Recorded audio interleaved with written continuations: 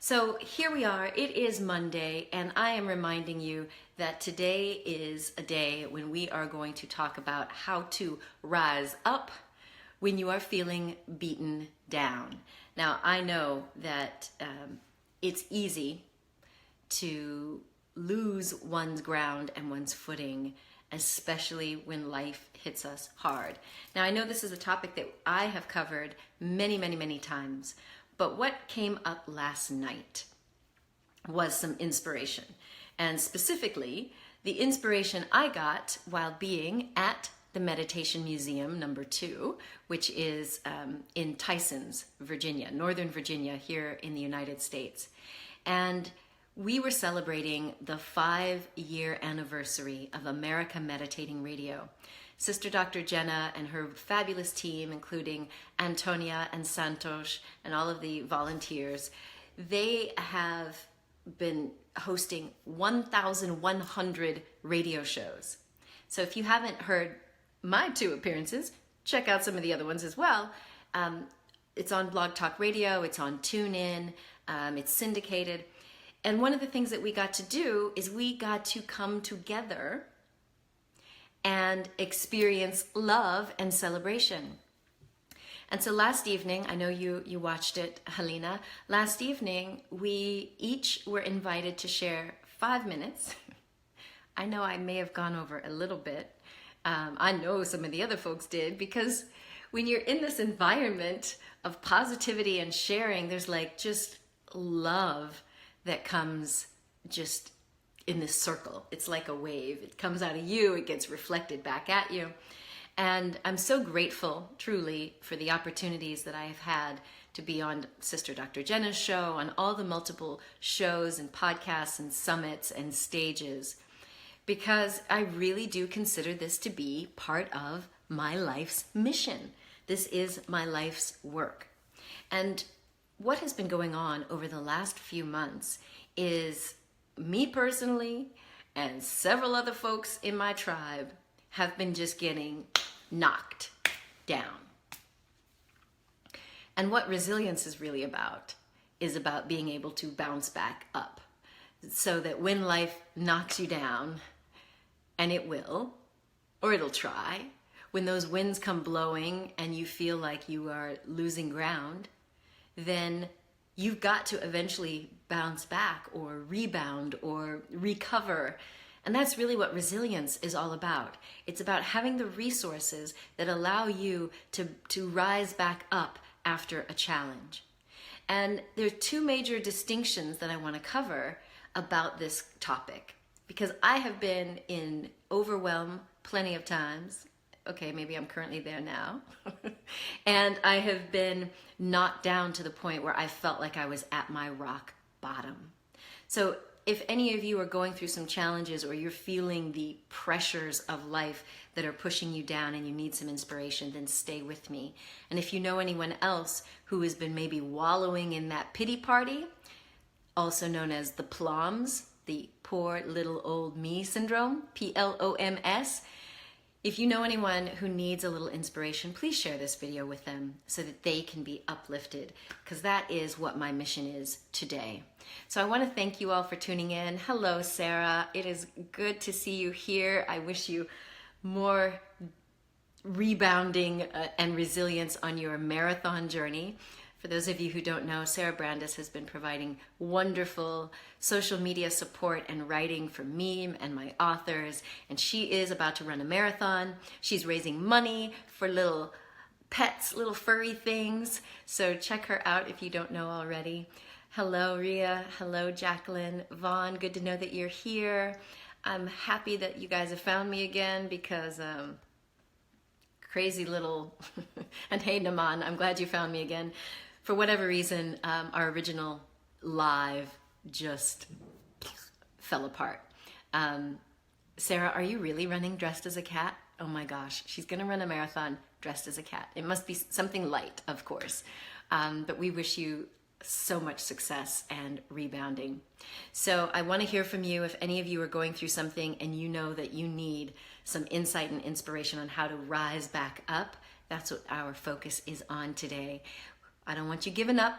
I don't want you giving in. I want you to tune in so that you can.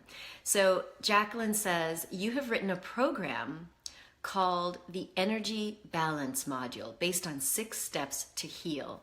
Oh, wonderful. And this is launching on the 14th of May. Ooh, okay. So please share it in our Real Self-Love group. For any of you out there, I would normally put it on the screen now if my thing was working.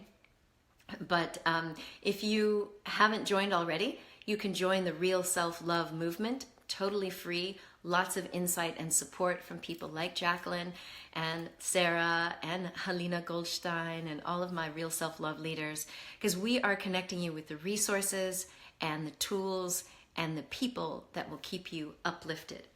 So what I was talking about last night at the Meditation Museum was this. There were 9 of us out of the over 1,000 guests that they've had. And Sister Jenna invited us to share. And I was so moved.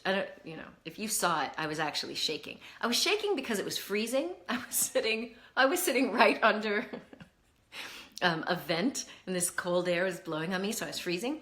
But I was really also shaking because I was so moved and emotional to be with these amazing people who each have been, so inspirational for me, because I've had the opportunity to meet them in person at our retreat at the Peace Village in New York, which I've been to with my daughter.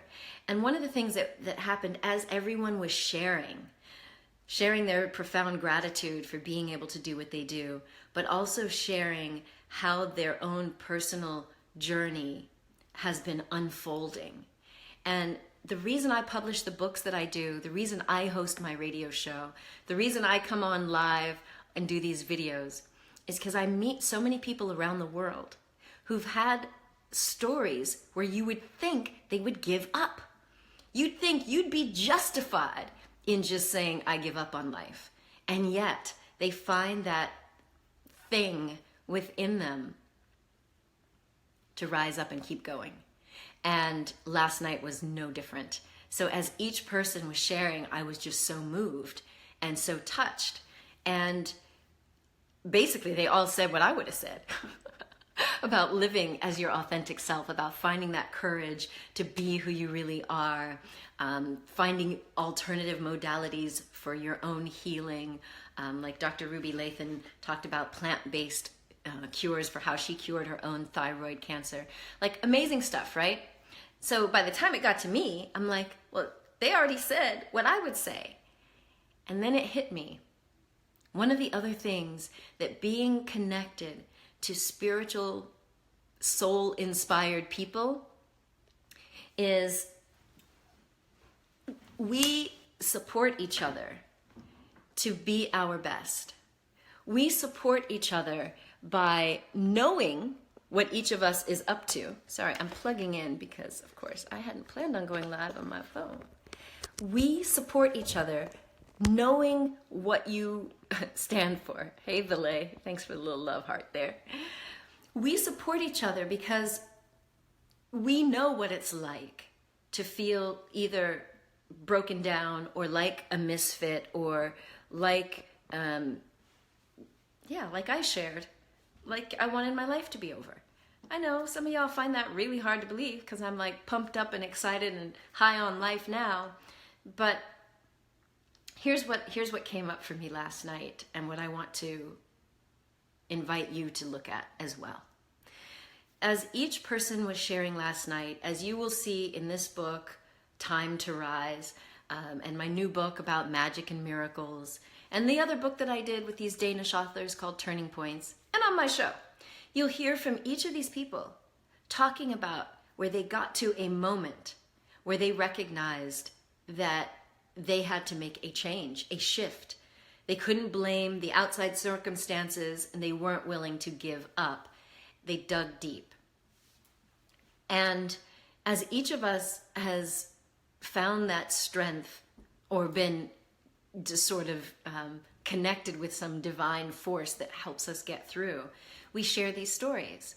And what really came to me last night was realizing, wow, for all the times that I've hit rock bottom, You know, I'm one of those slow learners. For all those times when I felt like I even wanted to give up, I've been able to look around at these individuals and realize, who am I to have any little pity party when there's so many examples of people who have made even more strides after hitting the lows that I would normally think would cause us all to want to quit.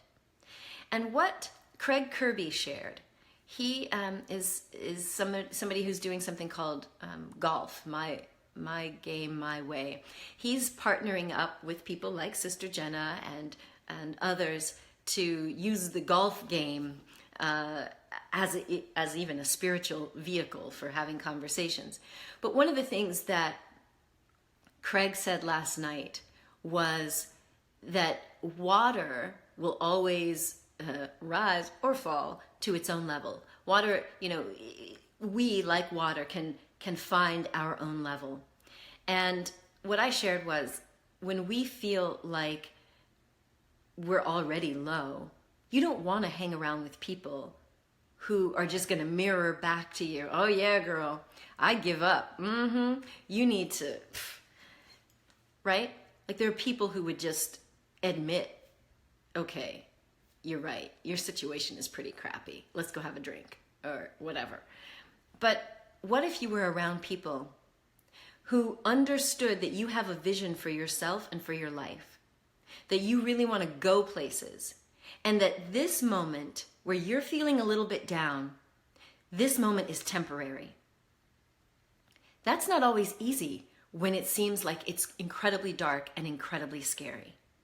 I know in my own circumstances, there are times when I felt such despair that I wanted to give up, because your rational mind isn't thinking.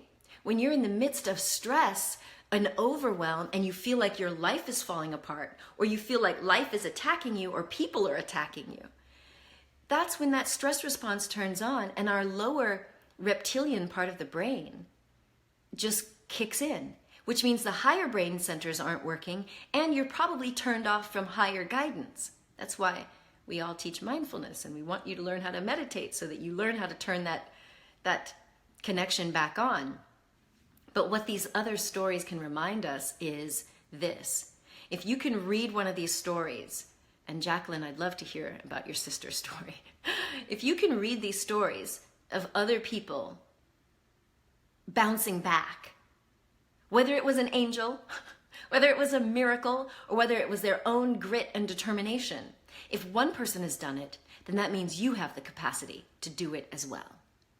And if you are willing to share your vision, like with us, in a safe space where you can tell us, what is it you're trying to create in this life? And we will hold space with you. We will hold that vision with you, so that if you do feel low, you don't go to the people who are just going to say, oh yeah, give up. Oh yeah, you're right, that sucks. You're going to come back and say, who can lift me up?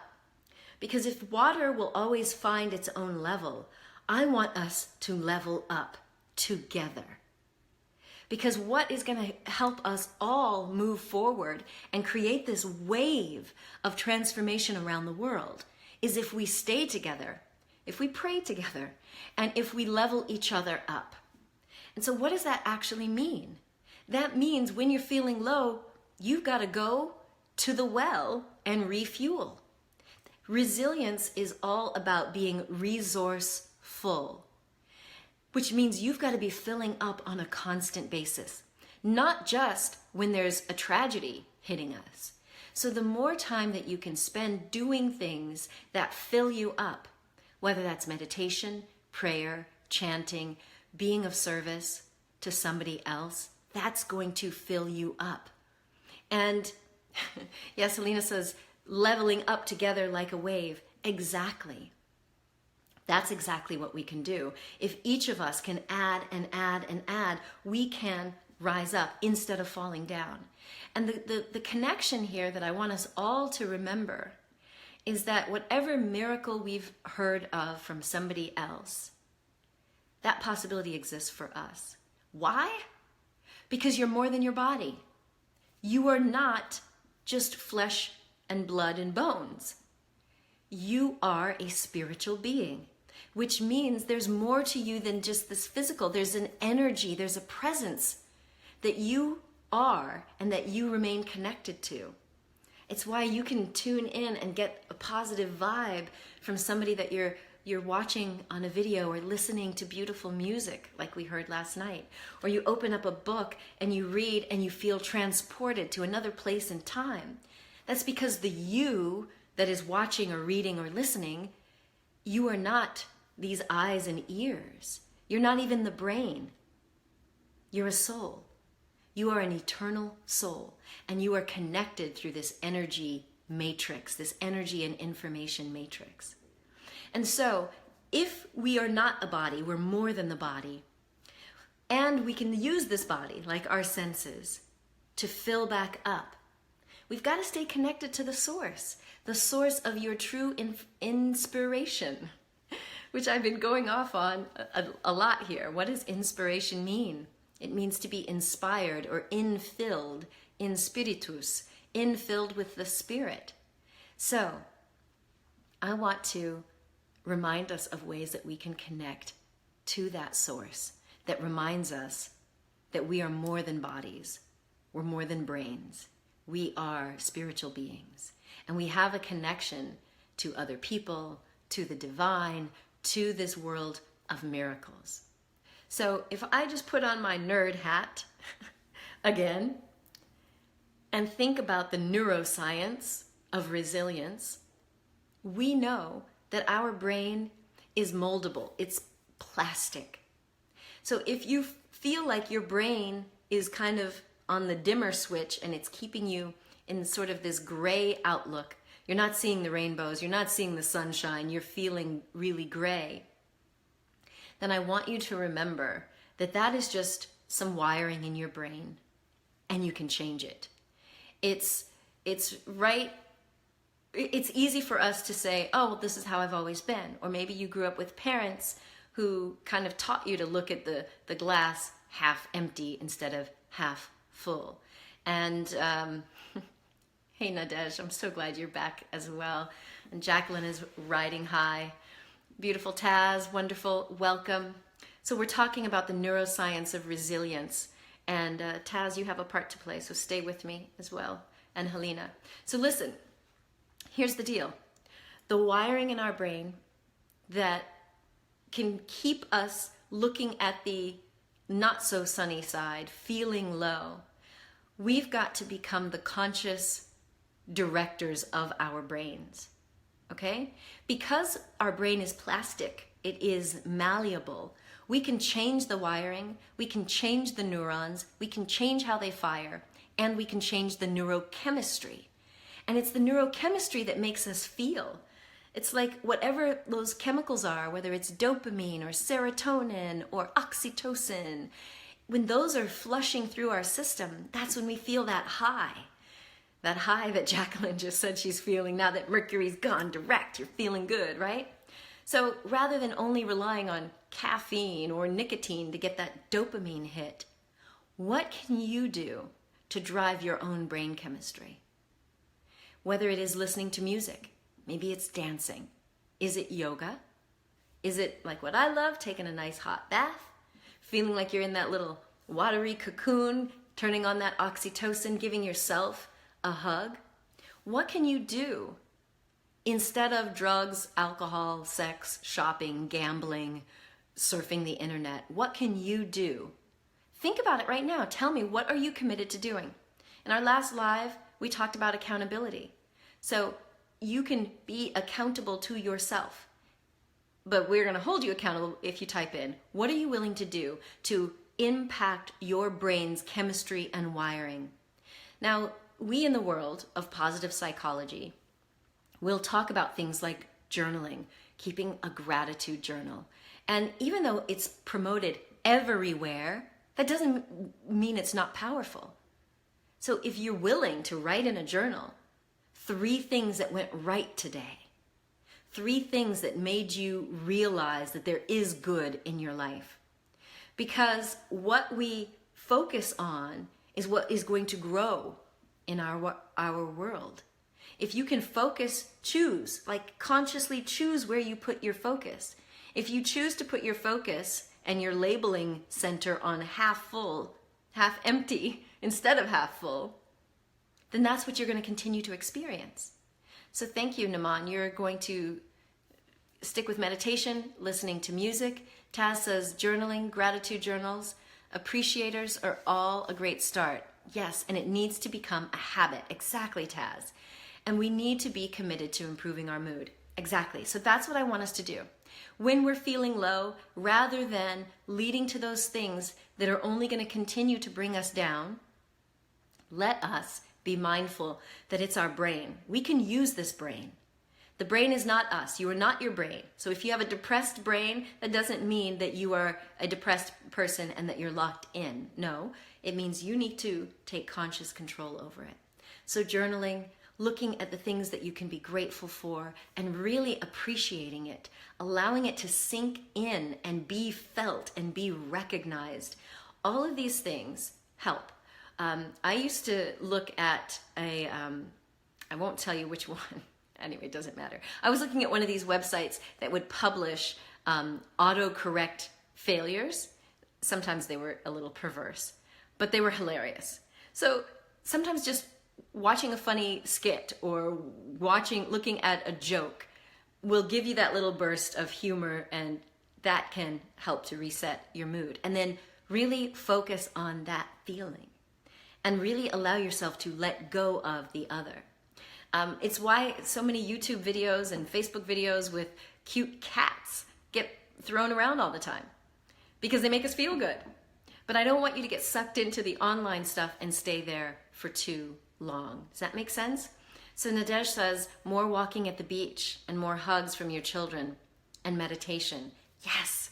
So that connection to nature reminds us that we are more than this flesh. We are connected to this beautiful Mother Goddess Earth. And there's this renewal process that happens in nature. So I love that you'll do that, Nadej. And more hugs from your children. Yes, the hugs. And if you could make that hug like 15 to 20 seconds, then it will actually trigger a release of oxytocin in your brain. Oxytocin is our bonding, our cuddle, our love hormone that makes us feel nurtured and cared for. And when you feel that burst, then the stress response turns down. So Taz says, no Wi-Fi, more connection out in nature than anywhere. Yes. Meditation, absolutely. Because every time you meditate, every time you're allowing yourself to just go silent and go within, means you're going to connect to that source. So that source can come through meditation. It can come through music, laughter, hugs, being in nature, moving your body, do all of these things. Yes, yes, yes. And Taz, I love your reminder about don't be too hard on yourself if you do have a down day. Just use all of the tools that you have to not stay there for too long. And so that's what we're talking about, tools. And Taz, I said you have a part to play. We're going to talk about some of the tools that you're going to teach us as well shortly. So Jacqueline says, be more consistent with good food. Absolutely. Our food drives everything. If we can nourish ourselves and actually look at your food as an act of self-love, by taking the time to actually prepare a meal instead of going to fast food or eating chips and other stuff out of a bag, if you would prepare your food with love, with the intention to nourish this body, that too can add up. And Jacqueline says, having a hot bath every night, that's your fave. And food is where you need to focus on. Well, stay tuned, because our dear friend Helena Philipson, the one who created Freedom from Emotional Eating, she has a lot of wonderful exercises about how we can use food in a positive way. And Sunita says, going out into the garden and breathing. Ah, I love it. Our breath is what connects us to this divine matrix, this universe of positive energy. So we literally, as we exhale carbon dioxide, we can literally exhale the stress that we're feeling and the tension. And if you would allow yourself to take deep breaths, like literally taking 5 seconds at least to fill up your lungs and holding your breath for at least a few seconds. Exhaling totally, totally slowly and allowing your whole body to expel that air, you will find that it turns off the stress response. If you take 5 deep breaths like that, slow 5 to 6 seconds in, hold for 2 to 5, exhale for 5 to 10, you slow down your stress response, you slow down your heartbeat, you decrease stress hormones, and you get connected to the part of you that is divine, not the monkey mind. And again, we want to turn off the stress response because when we feel overwhelmed, the number one reason why people say they feel stressed is because the proportion of incoming information or the amount of things on their plate or on their to-do list is higher than their perceived capacity. Now, I say perceived because, again, what I started this live by saying is that we often doubt our ability to overcome the challenges.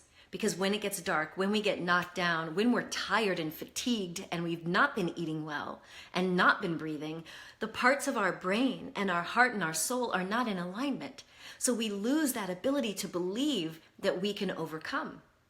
And so, but when we start to do these things, when we start to use these practices to reconnect with our breath, reconnect with our source through whatever divine method, then we can remind ourselves that we are more powerful than what's going on. We are more resourceful.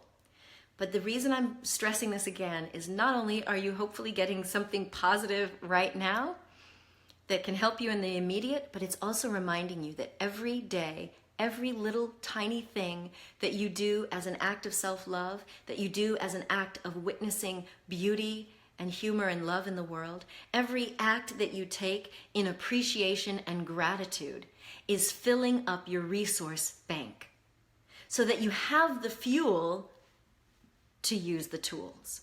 So whether those tools are, as we've talked about, the easy ones, breath work, journaling, going outside, exercise, meditation, taking a bath, hugging, coloring with crayons or artwork, all of these are beautiful ways that you can exercise. Now, I want to get into, I'm going to look at some of your comments and then I'm going to tap into Taz, as I promised.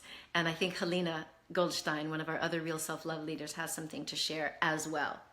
So let's see what you all have been writing.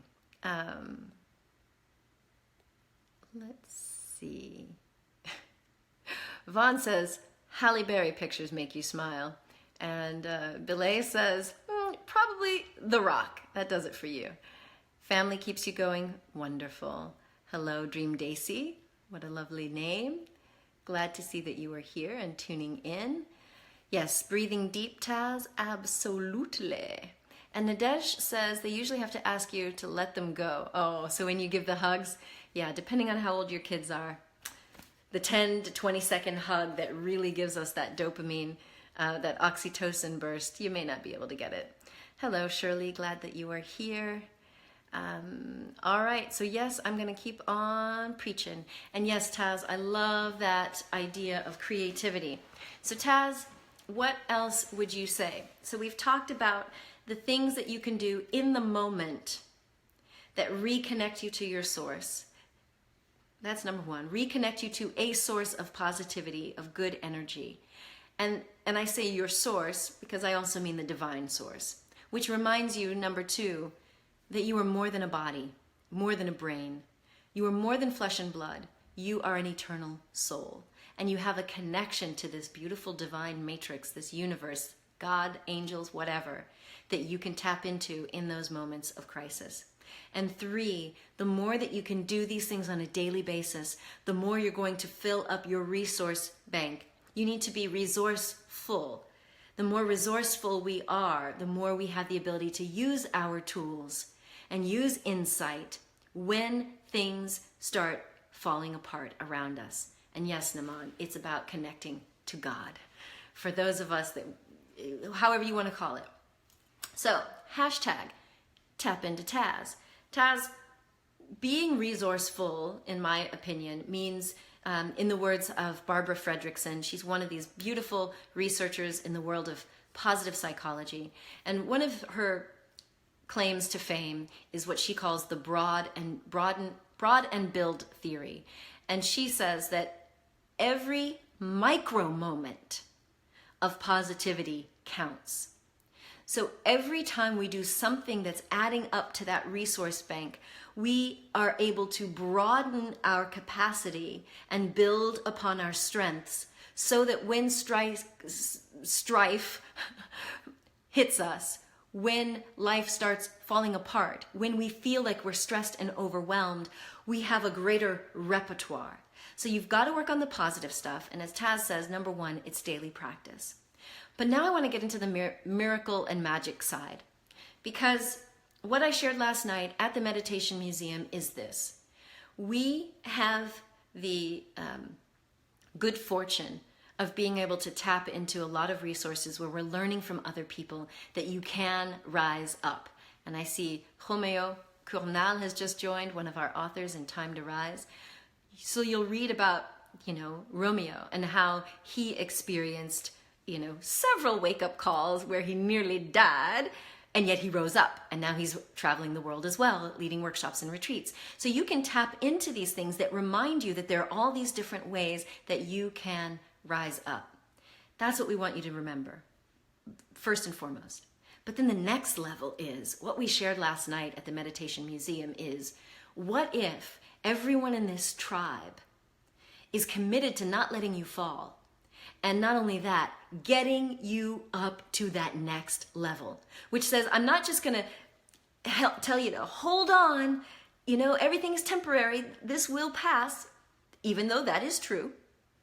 I wonder, can we look at where we are on our journey as part of our up-leveling process?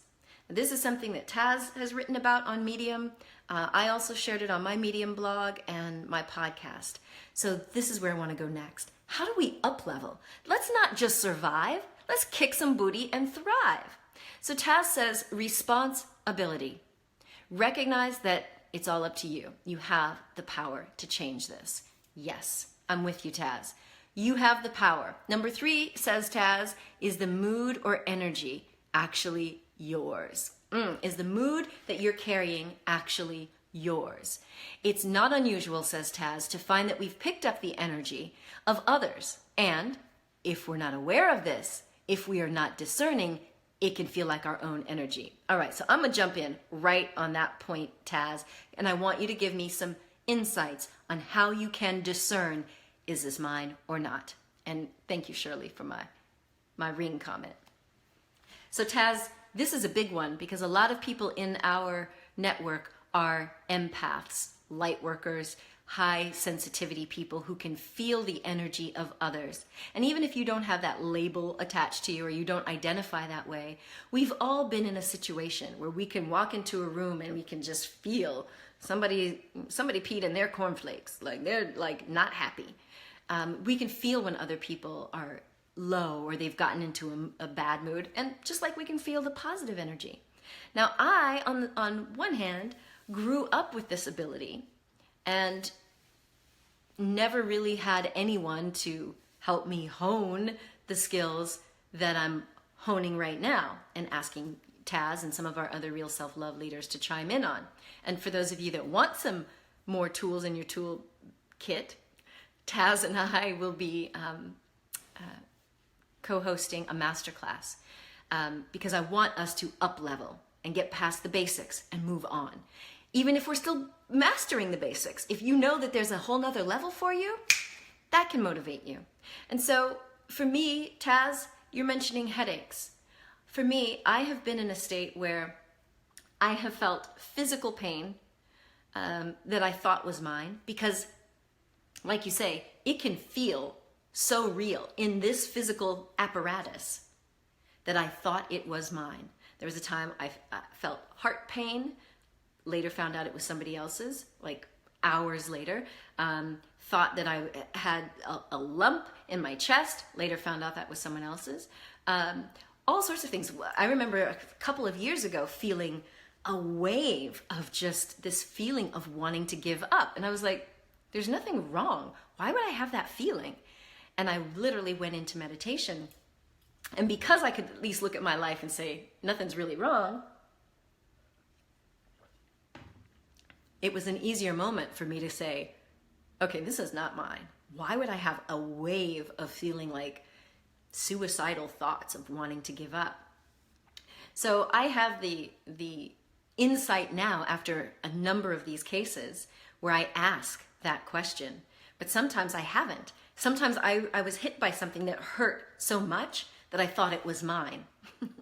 And then it, sat there in kind of my woe is me and dealing with it before I realized, oh wait, who did I pick? This ain't even my stuff. Who did I just pick up on?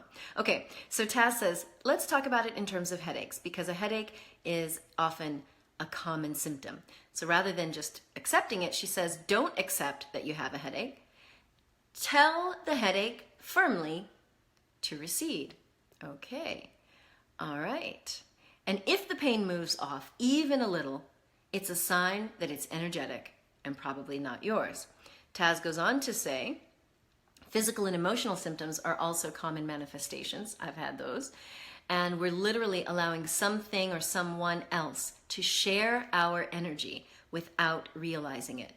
And yes, we will go into this more on the masterclass, but asking that question, is it mine? And that is literally what has helped me.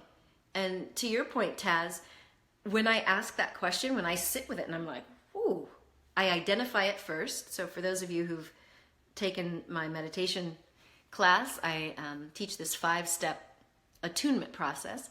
And step 1 is about awareness, where we take these deep breaths to get present.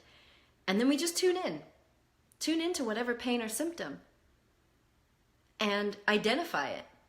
And to your point, Taz, if I can identify on a scale of 0 to 10, like this pain that I'm feeling, it's like, whew, as I tune in and really give it the attention, because that's really, many times the body is just trying to get your attention.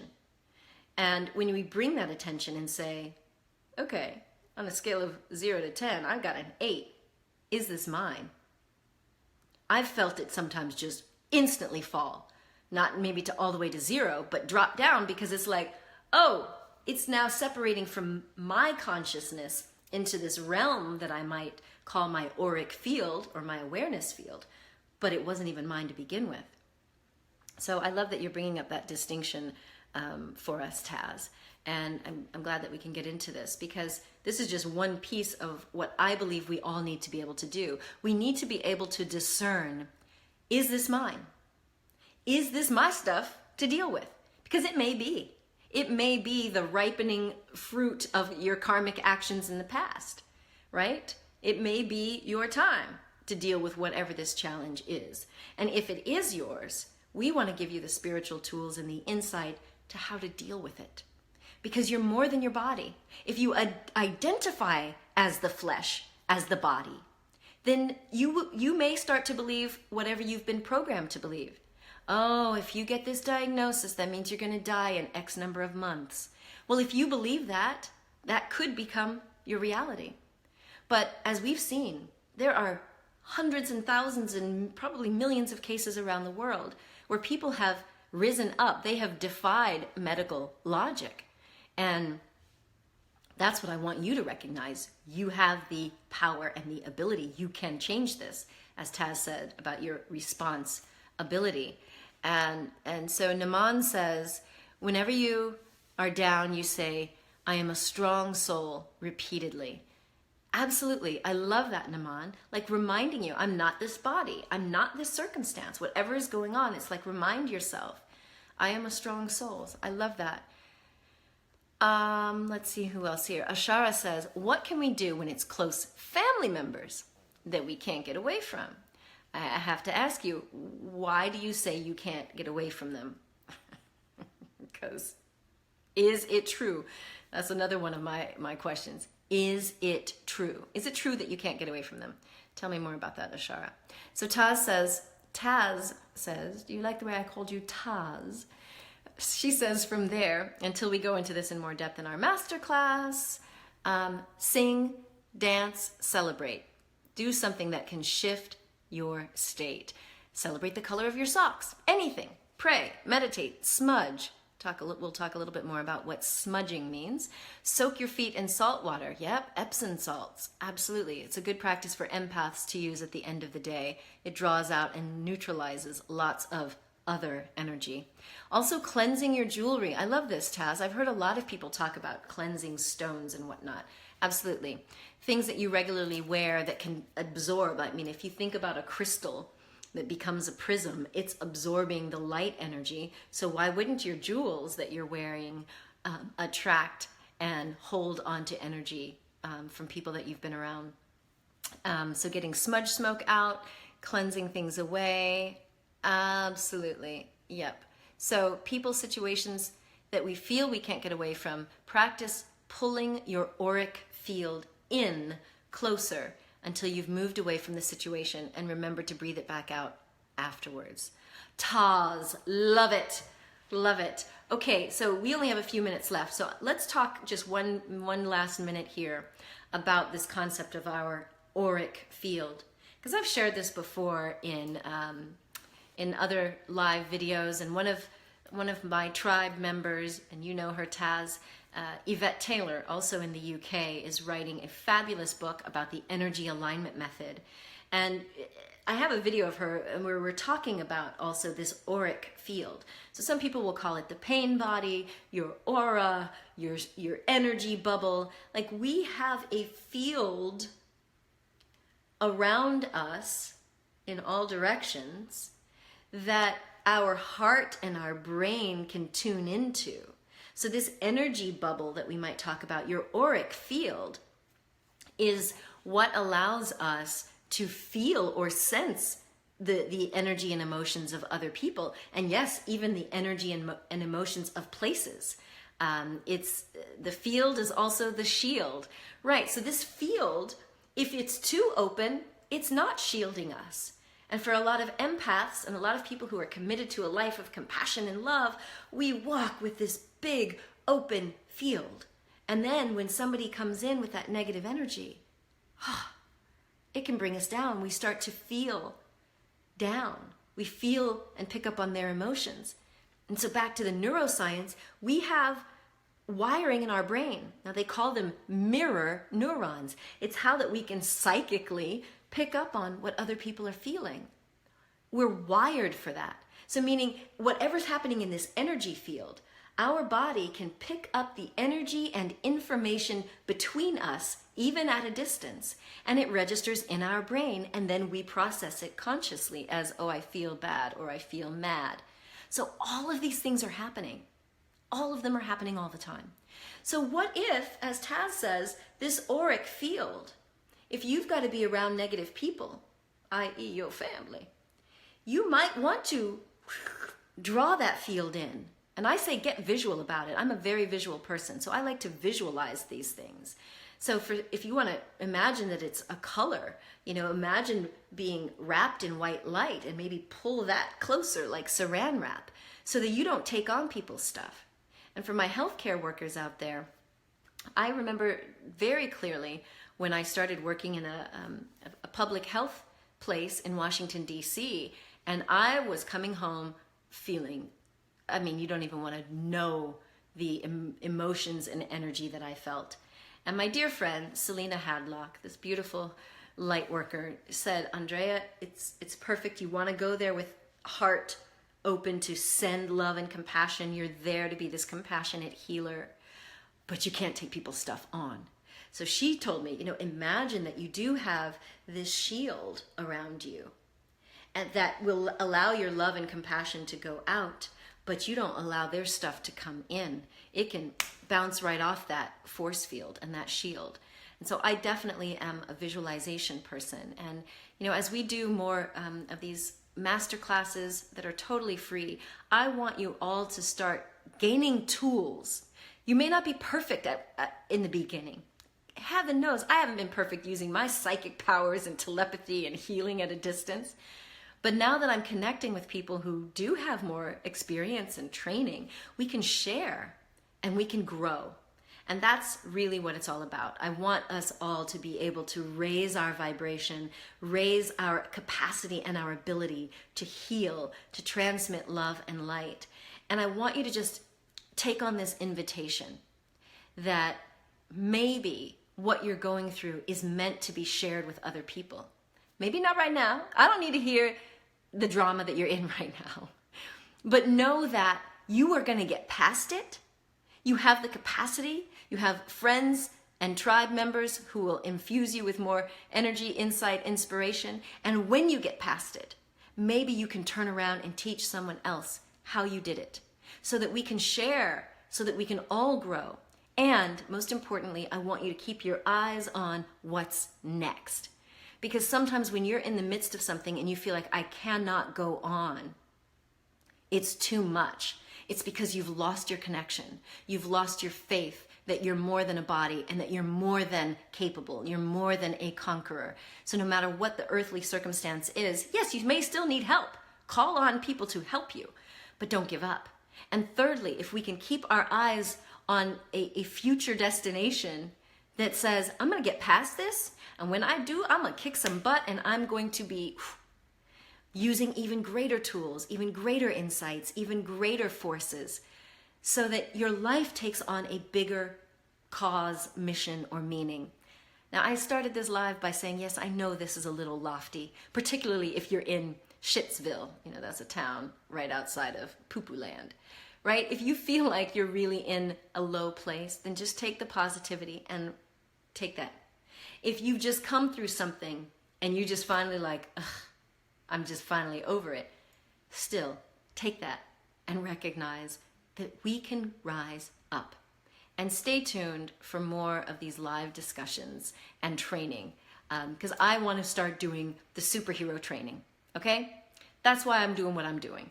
I want to continue to publish the stories. If you've had a story of a miracle or magic or angels or something where you know you were cared for, then click and find out about the book that I'm publishing. It's a group book, an author-funded collaborative book where you share a story and we share it with the world. And if you need help, tune into this community. You've seen all these people who are sharing. Jacqueline, she's going to share something that starts in May. There is so much goodness here. And if for those of you that can travel, I will be in Denmark. I will be in Copenhagen, Denmark in the 3rd week of June for Real Self-Love Days, which is a 2-day celebration of love and positivity where we're going to heal and clear up some old drama, karma, and trauma, but also connect you with the tribe and with your source to move forward. I'm doing personal branding days for newbies and the advanced on how to create a personal brand and go global. So if you want, hit me up. I will tell you about the branding days and the Real Self-Love Days in Copenhagen, June 20th, the week of June 20th. And I will definitely connect you with the masterclass that I teach with Taz and some of the other Real Self-Love leaders. Thank you, Jacqueline, and thank all of you, yes, who have contributed today. I appreciate you, I honor you, and I see you, and I see you. Shirley says, sometimes you lock negative people out just by releasing a word and visualizing a gate. Ah, I love that, a gate around you. Taz says, pulling in your field was the only way that you could manage to walk through offices when you were going through a breakdown. It's a super powerful technique. Wonderful. And Jacqueline has a pink crystal cloak. Oh, love it. Love it, love it, love it. Well, I hope that this has been helpful to you on this Monday. I hope that you are feeling good, feeling positive and motivated for your week, ready to up-level yet again on this journey. Check out the Real Self-Love group. I have not seen Helena, but I guess we'll have Helena share. I'm particularly interested in how she got to this point where she realized giving up was not an option, because that's a powerful motivator in and of itself. But I have got to pop off, so I'm sending you much love and inspiration here from Virginia in the United States. For those of you coming to Alicante, Spain, I will see you in 2 days, baby. Much love to everyone here. Have a fabulous week.